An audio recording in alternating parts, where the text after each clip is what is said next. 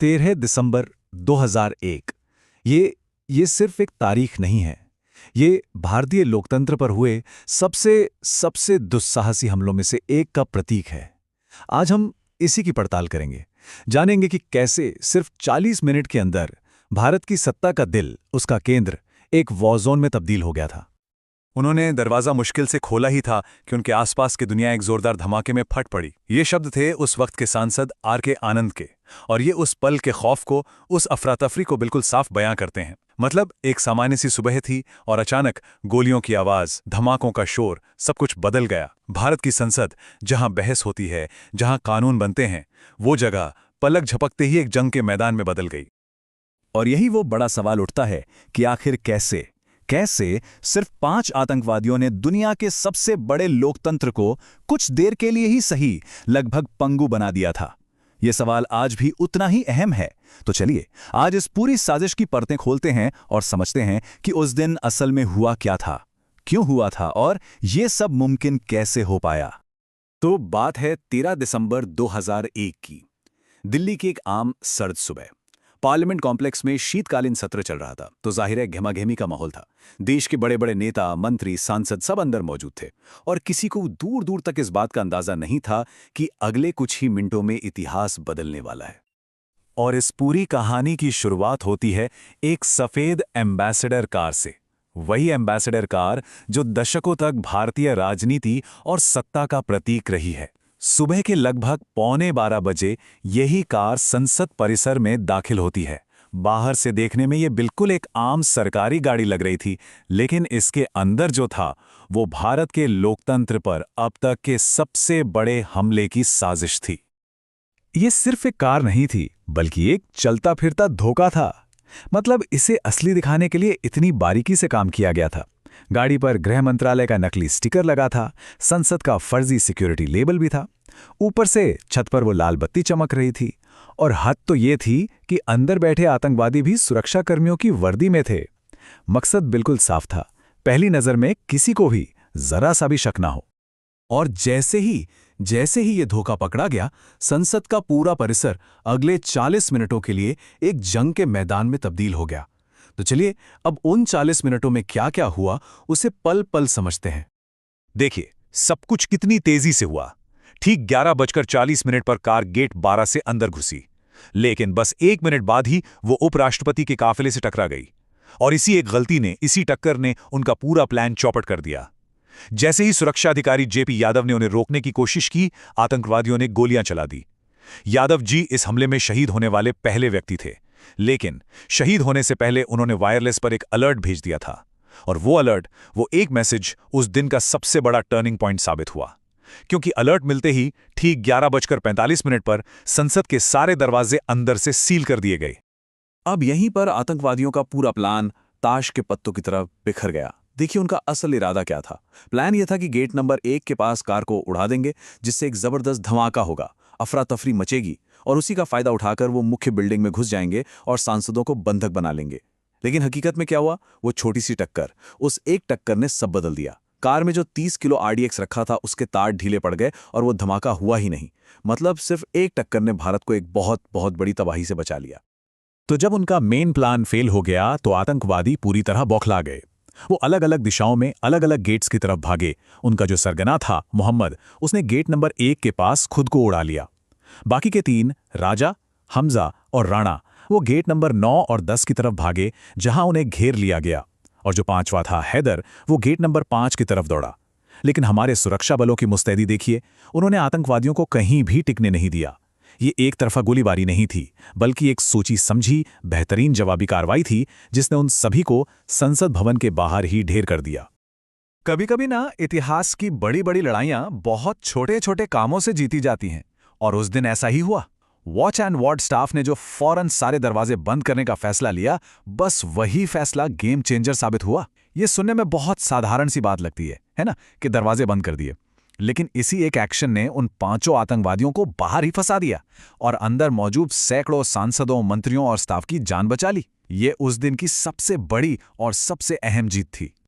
तो 40 मिनट बाद गोलियों का शोर तो थम गया, लेकिन अब असली सवालों का शोर शुरू हुआ था। सबसे बड़ा सवाल, आखिर इस हमले के पीछे था कौन? ये 5 लोग कौन थे और इनकी साजिश के तार कहां तक जुड़े थे? और जब जांच शुरू हुई तो इस हमले की जड़ें पहुंची 2 साल पहले 1999 में, जब कंधार में IC-814 विमान के अपहरण के बाद भारत को मजबूरी में आतंकवादी मसूद अजहर को रिहा करना पड़ा था। ये एक ऐसी रिहाई थी जिसकी बहुत बड़ी कीमत देश को चुकानी पड़ी, क्योंकि जेल से बाहर आते ही अजहर ने अपना आतंकी संगठन बनाया जैश-ए-मोहम्मद और भारत को निशाना बनाने की कस्में खाईं। संसद पर हमला उसी कसम का नतीजा था, जिसे अफजल गुरु जैसे लोगों ने जमीन पर अंजाम दिया। तो जांच में इस पूरी साजिश के 4 मुख्य चेहरे सामने आए। सबसे ऊपर इस साजिश के दिमाग थे मसूद अजहर और उसका कमांडर गाजी बाबा। इन्होंने पाकिस्तान में बैठकर पूरा प्लान तैयार किया और दिल्ली में जमीन पर इस प्लान को मुमकिन बनाने वाला सबसे अहम आदमी था अफजल गुरु।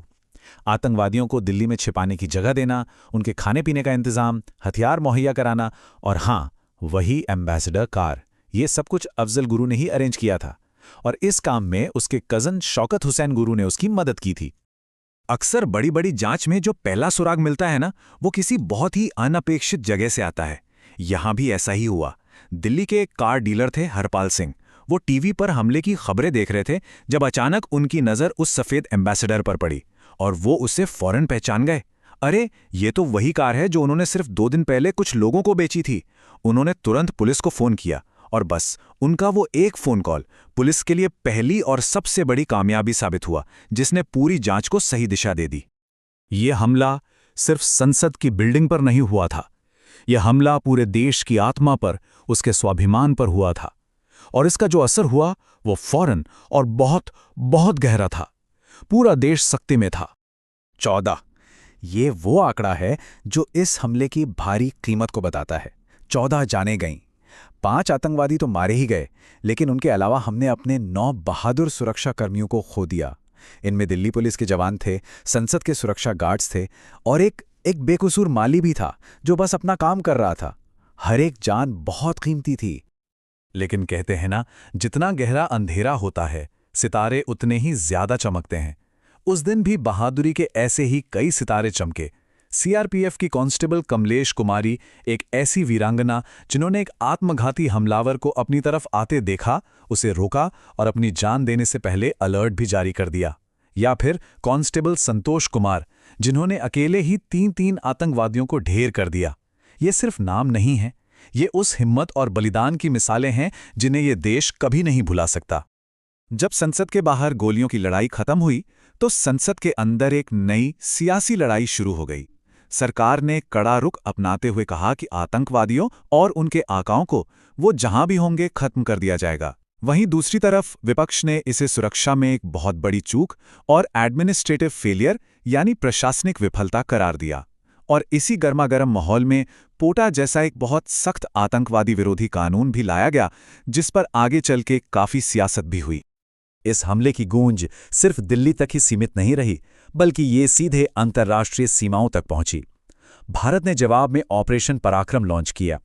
ये 1971 की जंग के बाद भारत और पाकिस्तान के बीच अब तक का सबसे बड़ा मिलिट्री डिप्लॉयमेंट था। लाखों सैनिक बॉर्डर पर आमने सामने तैनात कर दिए गए। पूरी दुनिया ने अपनी सांसें थाम ली थी, क्योंकि 2 न्यूक्लियर पावर वाले देश एक पूर्ण युद्ध के मुहाने पर आ खड़े हुए थे।